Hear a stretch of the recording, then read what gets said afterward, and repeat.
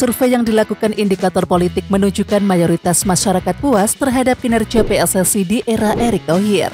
Survei dilakukan pada tanggal 22/28 dengan jumlah responden sebanyak 1.220 orang. Responden berusia 17 tahun ke atas dan tingkat kepuasan responden mencapai angka 75,1%. Dalam survei yang dirilis disebutkan bahwa semakin tinggi intensitas warga dengan sepak bola, semakin puas warga terhadap kinerja PSSI. Hal serupa juga terjadi pada kategori kelompok yang setiap hari mengakses media sosial, menonton podcast, dan juga membaca portal media online. Pada kelompok ini tingkat kepuasan terhadap kinerja PSSI selalu lebih tinggi. Kami melakukan survei tentang sepak bola ini relatif rutin. Ini tingkat kepuasan paling tinggi dalam sejarah PSSI, ucap Burhanuddin Muhtadi dikutip dari Antara. Ada 5 aspek yang ditanyakan kepada responden untuk mengukur kepuasan publik terhadap kinerja PSSI. Pertama, ada aspek mengembangkan sepak bola Indonesia yang maju, modern dan profesional yang memegang prinsip sportivitas. Kedua, membentuk tim nasional yang berkualitas dan berprestasi. Ketiga, mempromosikan sepak bola dengan semangat fair play, persatuan, pendidikan, budaya dan nilai-nilai kemanusiaan. Keempat, menghasilkan atlet-atlet sepak bola yang berkualitas. Dan kelima adalah mengatur dan atau mengkoordinasikan seluruh kompetisi dan turnamen. Pada 5 aspek ini sebanyak 66,2% responden puas terhadap kinerja PSSI. Terlepas dari hasil survei tersebut, saat ini Timnas Indonesia bisa dibilang merupakan faktor terbesar yang membuat publik antusias untuk menyaksikan sepak bola. Skuad Garuda saat ini tengah berjuang untuk bisa lolos ke Piala Dunia 2026. Harapan tampil di Piala Dunia bisa dibilang saat ini terbilang realistis. Timnas Indonesia saat ini ada di peringkat ketiga grup C kualifikasi Piala Dunia dengan nilai 6 poin. Berjarak 1 angka dari Australia yang ada di posisi kedua. Apabila Timnas Indonesia mampu duduk di posisi kedua besar pada akhir klasemen, Marcelino Ferdinand dan juga kawan-kawan bakal lolos langsung ke Piala Dunia 2026. Sedangkan bila duduk di posisi ketiga ataupun keempat, skuad Garuda bakal melanjutkan perjuangan ke babak keempat kualifikasi Piala Dunia. Rafael Strijk harus bersaing lebih keras menembus sektor depan Timnas Indonesia jika proses naturalisasi oleh Romeni rampung. Oleh Romeni menjadi salah satu calon pemain naturalisasi yang diproyeksikan kelar dalam waktu dekat. Pemain yang baru bergabung dengan Oxford United tersebut diharapkan bisa tampil bersama Garuda, yakni pada Maret mendatang di kualifikasi Piala Dunia 2026. Belum lama ini Ketua Umum PSSI Erick Thohir membeberkan perkembangan proses kepindahan warga negara sang pemain. Kalau Oleh sendiri kan sudah cek kesehatan, sudah ke kedutaan besar, tinggal menunggu sumpah warga negara Indonesia. Kalau Jairo masih proses, kata Erick menambahkan. Jairo Ridawak juga sudah menyatakan kesediaannya gabung Timnas Indonesia. Namun proses naturalisasinya masih tahap awal. Dan yang terdekat adalah Oleh Romeni. Penyerang 24 tahun tersebut tinggal menunggu waktu untuk pengambilan sumpah warga negara Indonesia. Kemudian setelah resmi jadi WNI, maka Oleh Romeni dipastikan gabung skuad Garuda pada Maret mendatang. Ia berpeluang debut saat Indonesia melawan Australia di Sydney pada tanggal 20 Maret. Peluang Oleh Romeni masuk line up juga terbuka lebar mengingat sektor depan Indonesia selama ini masih kurang tajam. Penyerang kelahiran Nijmegen itu diharapkan bisa jadi solusi. Ya, hadirnya Oleh Romeni di Timnas Indonesia dipastikan membuat persaingan sektor depan semakin ketat. Rafael Strijk yang selama ini diandalkan sebagai ujung tombak bisa tersisih. Pasalnya Rafael Strijk bukan tipikal striker ujung tombak. Pemain Brisbane Roar itu lebih mampu untuk unjuk gigi jika bermain di posisi sayap. Namun Rafael Strijk nantinya harus bersaing dengan Yaakob Sayuri, Marcelino Ferdinand dan juga Egy Maulana Fikri. Sementara posisi sayap lainnya hampir pasti diberikan kepada Ragnar Oratmangun. Pelatih baru Timnas Indonesia Patrick Kluivert sudah menegaskan ingin menerapkan filosofi permainan menyerang. Dan 3 penyerang sektor depan bisa jadi pilihan terbaik untuk memuluskan strateginya. Meskipun belum pasti, namun Oleh Romeni kemungkinan besar bakal diandalkan sejak menit awal bersama Ragnar Oratmangun. Rafael Strijk sebenarnya punya kans untuk jadi starter, namun ia juga harus siap-siap cadangan jika Kluivert lebih memilih Marcelino Ferdinand atau Egy Maulana Fikri sejak kick-off. Ketua Umum PSSI Erick Thohir menjawab rumor mantan pemain Timnas Indonesia Irfan Bahdim akan menjadi asisten pelatih Patrick Kluivert. Erick Thohir mengaku belum pernah mendengar nama Irfan Bahdim menjadi salah satu kandidat calon asisten pelatih Patrick Kluivert di Timnas Indonesia. Saya hubungannya baik sama Irfan, cuma saya belum dengar nama Irfan itu, Karena nanti prosesnya kan siapa yang ingin bergabung di tim kepelatihan, itu yang nanti diseleksi, kata Erick Thohir usai BNI Direct Appreciation Day 2024 di Jakarta, Rabu 15 Januari malam. Ya, nama Irfan Bahdim bersama Rafael Maitibo disebut-sebut menjadi kandidat asisten pelatih timnas Indonesia di bawah Kluivert. PSSI sebelumnya telah mencapai kesepakatan dengan Kluivert untuk menaruh 2 pelatih lokal sebagai asisten di timnas. Namun Erick Thohir memberikan isyarat rumor itu tidak benar. Pria yang juga menjabat sebagai Menteri BUMN tersebut menyebut tim pelatih timnas Indonesia berpeluang diumumkan pekan depan. Mungkin minggu depan kita akan umumkan siapa, lalu nanti kita pilih 10. Nanti diseleksi sendiri sama tim kepelatihan Patrick Kluivert tentunya, kata Erick Thohir. Pelatih Australia Tony Popovic memberikan pendapatnya soal melawan timnas Indonesia pada putaran ketiga kualifikasi Piala Dunia 2026 pada Maret 2025.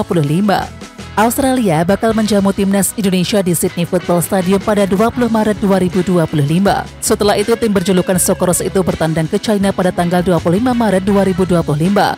Ya, Tony Popovic menilai pertandingan bulan Maret sangatlah penting.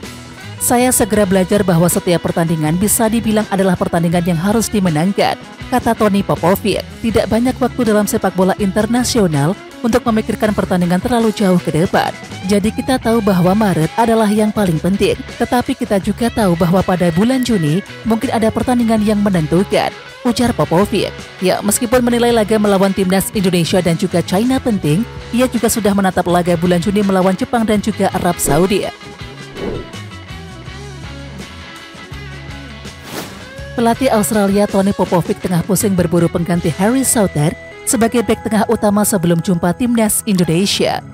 Bek timnas Australia Harry Souther dipasukan absen saat pertandingan melawan timnas Indonesia. Kedua tim akan bertemu pada lanjutan putaran ketiga kualifikasi Piala Dunia 2026 zona Asia.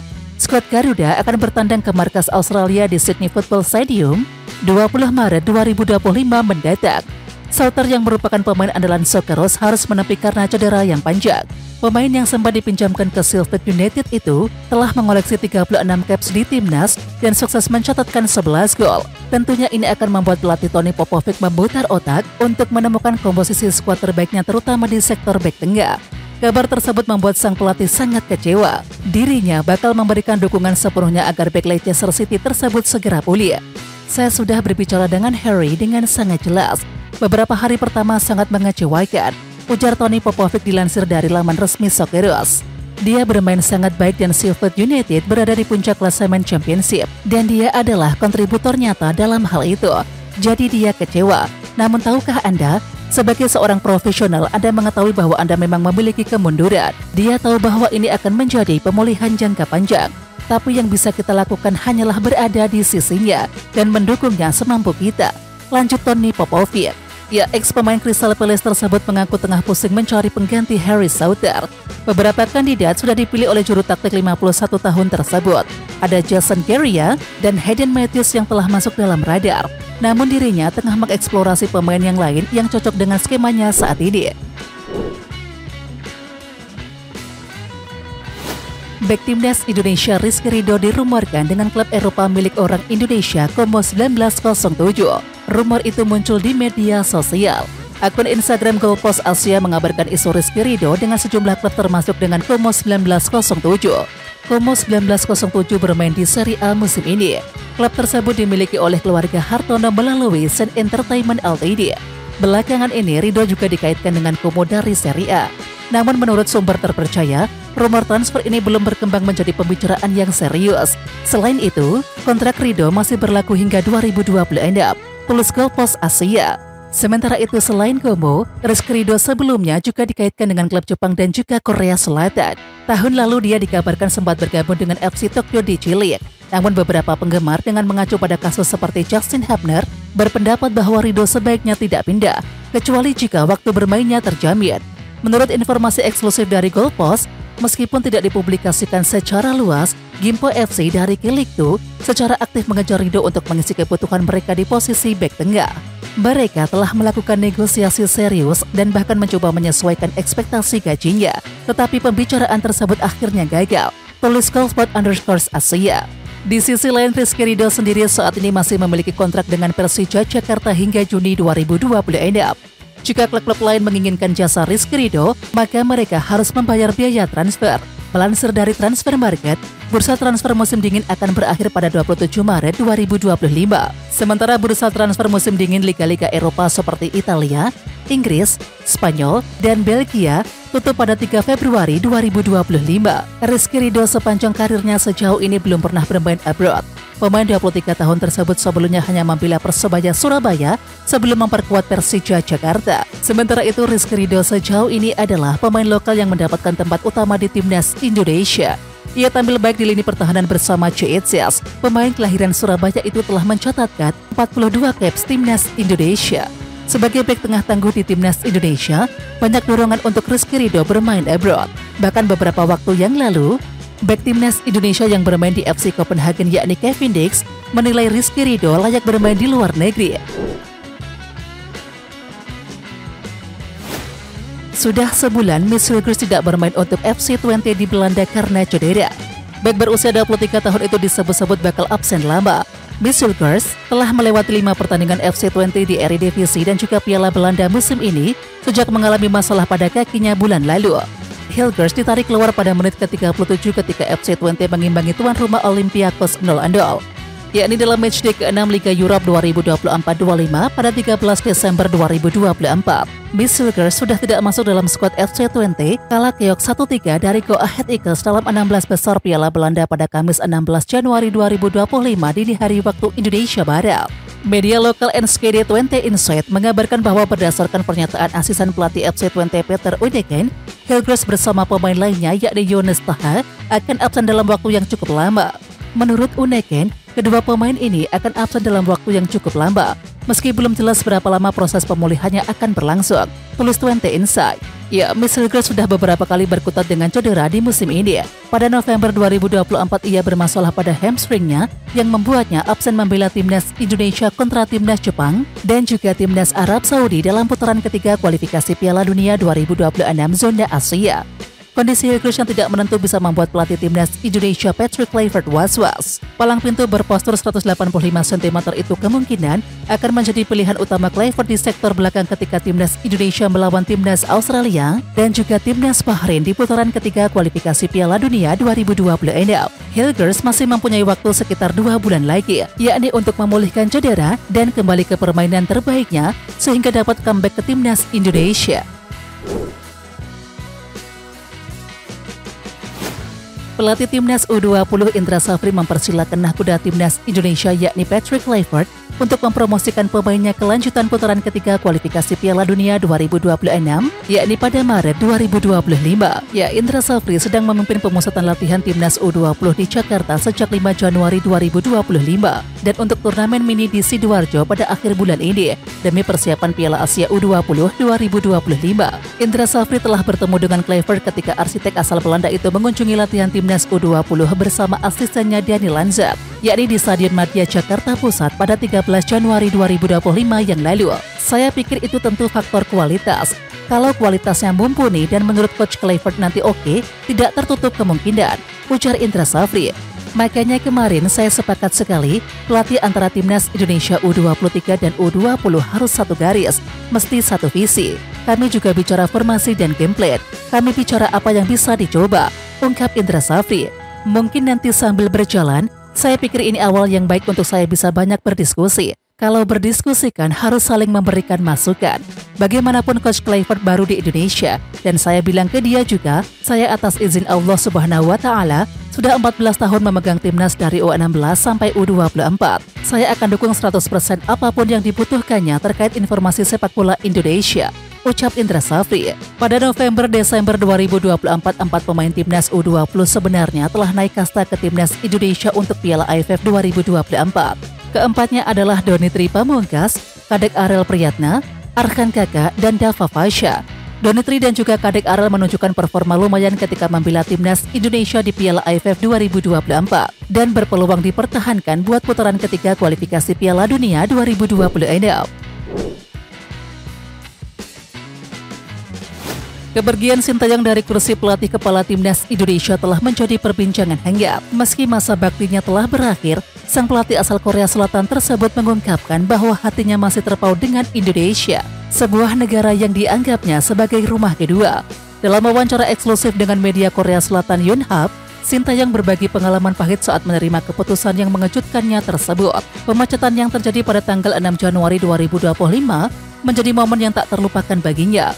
Tepat pukul 9.40 waktu Indonesia Barat, perwakilan PSSI menyampaikan kabar tersebut secara langsung. Dan Sin mengaku alasan yang diberikan terasa tidak masuk akal baginya. Namun ia memilih menerima keputusan tersebut dengan besar hati. Meskipun dikecewakan, dukungan luar biasa dari masyarakat Indonesia memberikan pelipur lara bagi pelatih berusia 54 tahun ini. Ia merasa dikelilingi oleh semangat dan juga antusiasme yang tulus dari para pendukung di tanah air. Hal ini membuatnya bertekad untuk tetap menjalin hubungan dengan Indonesia, meski tidak lagi memimpin tim nasional. Di balik layar, semua orang di sini mendukung saya dengan penuh semangat. Jadi saya berdiri di sini dan saya yakin bisa kembali dengan senyuman, jelas Sintayong. Ya, Sintayong menyebutkan bahwa ia ingin sering kembali ke Indonesia, baik untuk bertemu para penggemar maupun memantau akademi sepak bola yang ia dirikan. Akademi yang dikenal dengan nama Sintayong Football Academy ini menjadi salah satu alasan kuat bagi pelatih asal negeri ginseng tersebut untuk tetap terhubung dengan Indonesia. Selain itu, Sintayong berharap dapat bertemu dengan para pendukungnya di berbagai tempat, baik di Indonesia, Korea Selatan, atau negara lain. STY merasa bahwa hubungan baik dengan para penggemar merupakan bagian penting dari perjalanannya sebagai pelatih. Meskipun tidak lagi menjabat, ia tetap ingin menjadi sosok yang memberikan inspirasi bagi sepak bola Indonesia. Keinginan kuat Sintayong untuk menjaga hubungan dengan Indonesia menunjukkan betapa besar kecintaannya terhadap negara ini. Dan setiap langkahnya ke depan, Indonesia tetap menjadi bagian penting dalam hidupnya. Apakah Patrick Kluivert panggil the next Boaz Salazar untuk menggantikan Ragnar Oratmangun yang absen di laga Timnas Indonesia versus Australia? Ragnar Oratmangun absen melawan Australia karena menjalani sanksi akumulasi kartu. Penyerang FC Vidender ini telah mengoleksi 2 kartu kuning selama membela timnas Indonesia di babak ketiga kualifikasi Piala Dunia 2026 zona Asia, sehingga ia harus absen 1 pertandingan. Sebagai pengganti Ragnar Oratmangun, Patrick Kluivert sejatinya mendapatkan bantuan dari Ole Romeni yang selangkah lagi mendapatkan paspor Indonesia. Namun demi menambah daya gedor, Patrick Kluivert bisa saja memanggil the next Boaz Salazar. Seperti yang diungkapkan saat konferensi pers, Patrick Kluivert menyambut pemain lokal sebagai jantungnya timnas Indonesia. Lantas, siapa sosok the next Boaz Salazar yang dimaksud? Ya, sosok yang dimaksud adalah winger Persipura Jayapura, Ramai Rumakik. Pesepak bola 22 tahun ini sedang panas-panasnya di Liga 2 2024-25. Dari 12 pertandingan Liga 2 2024-25, Ramai Rumakik mengemas 11 gol dan juga 4 assist. Ramai Rumakik hanya terpaut 1 bola dari top skor yang diisi oleh ex-penyerang Persib Bandung, yakni Ezekiel Endwasel. Berhubung musim masih panjang, kesempatan Ramai Rumakik menjadi top skor Liga 2 2024-25 terbuka lebar. Jika benar dipanggil oleh Patrick Kluivert untuk melawan Australia dan juga Bahrain pada Maret 2025, Ramai Rumakik akan melakukan comeback ke timnas Indonesia. Sebelumnya, Ramai Rumakik pernah membela timnas Indonesia dari Oktober 2021 hingga Januari 2022. Dari periode tersebut, Ramai Rumakik telah mencetak 3 gol dari 12 penampilan. Ia terakhir kali membela timnas Indonesia pada 30 Januari 2022 saat menang 3-0 atas Timor Leste. Hebatnya di laga tersebut, Ramai Rumakik mencetak gol via sepakan roket. Tusukan maupun sepakan roket bocah ajaib ini bisa saja dibutuhkan oleh Patrick Kluivert untuk membobol gawang Australia dan juga Bahrain di matchday 7 dan juga ke-8 grup C kualifikasi Piala Dunia 2026 zona Asia. Pengacara olahraga Malaysia Zafri Aminur Rashid memperingatkan bahwa sepak bola Malaysia bisa mendapatkan hukuman FIFA terkait masalah dalam Kongres Federasi Sepak Bola Malaysia atau FAM yang akan berlangsung pada tanggal 7 Februari mendatang. Masalah terjadi jelang Kongres FAM yang akan memilih presiden dan juga anggota komite eksekutif yang baru. Sejumlah pihak mengaku tidak puas dengan proses jelang pemilihan di Kongres FAM. Jika anggota yang terkena dampak memberikan bukti yang kuat dan melaporkannya kepada Badan Pengatur Internasional, FIFA dapat memerintahkan penyelidikan independen terhadap Kongres FAM. Jika terjadi pelanggaran serius, FIFA dapat memerintahkan pemilihan ulang, membekukan FAM hingga pemilihan baru selesai, atau menunjuk ke pengurusan sementara untuk FAM, ucap Zafri, sumber dari New Straits Times. Asosiasi Sepak Bola Negeri Sembilan dan Asosiasi Sepak Bola China Malaysia dilaporkan telah menyuarakan kekhawatiran mereka tentang tidak diterimanya formulir nominasi kedua. Sementara Asosiasi Sepak Bola Kuala Lumpur diduga telah diberikan formulir tersebut. Jika ini terbukti benar, hal itu mencerminkan ketidakkonsistenan prosedural yang dapat menjadi alasan untuk menantang keabsahan hasil pemilihan. FIFA dapat melihat ketidakkonsistenan tersebut sebagai pelanggaran keadilan mendasar dan ini harus diselesaikan sebelum Kongres dilanjutkan, kata Zafri. Hukuman terhadap Perlis FA atau PFA dan Kelantan FA atau KAFA semakin memperumit masalah. PFA dibekukan karena gagal mematuhi arahan sebelumnya dari FIFA dan juga FAB. Sementara penangguhan terhadap KAFA terjadi karena dugaan pelanggaran konstitusional selama proses pemilihan Kongres sebelumnya. Jika perselisihan ini tidak diselesaikan secara transparan dan adil, hal itu berisiko merusak kepercayaan pada FAM dan memicu intervensi dari FIFA. FAM perlu bertindak secara cepat untuk memulihkan kepercayaan di antara afiliasinya. Proses yang adil dan transparan bukan hanya tentang menghindari sanksi dari FIFA, tetapi juga tentang menjaga integritas sepak bola Malaysia, ucap Zafri menambahkan. Ya, Wakil Presiden FAM saat ini yakni Johari Ayub dikabarkan akan menjadi calon tunggal pada Kongres FAM bulan depan. Kabar itu muncul setelah Presiden KLFA Syed Zayed Syed Omar mengundurkan diri dari pencalonan dan juga lebih memilih mendukung Ayub.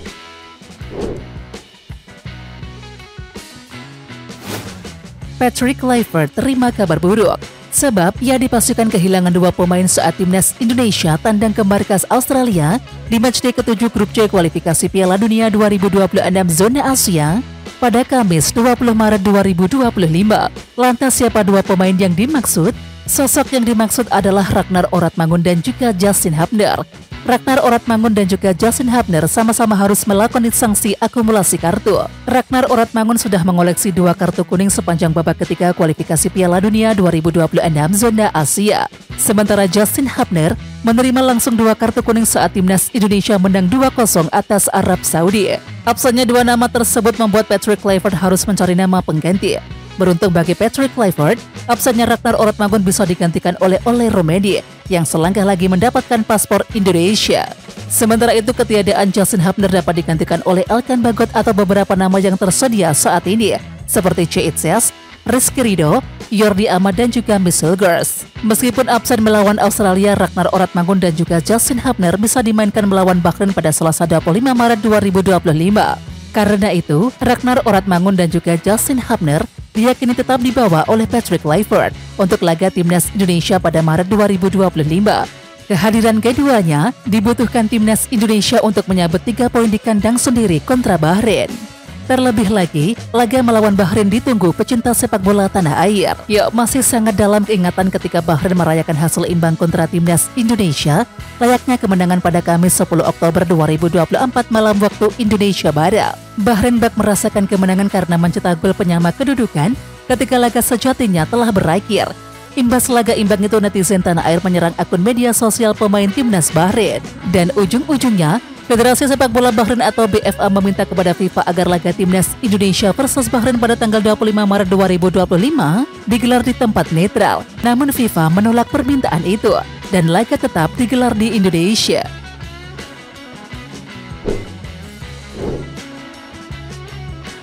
Oke Timnas Lovers, siapa kita? Kita Indonesia. Ayo kita dukung terus sepak bola tanah air Indonesia. Jangan lupa dukung terus Garuda Raya Channel dengan subscribe, like, dan komen karena saran dan kritik kalian sangat bermanfaat untuk perkembangan channel ini. Tungguin video selanjutnya dari Garuda Raya Channel. Salam olahraga.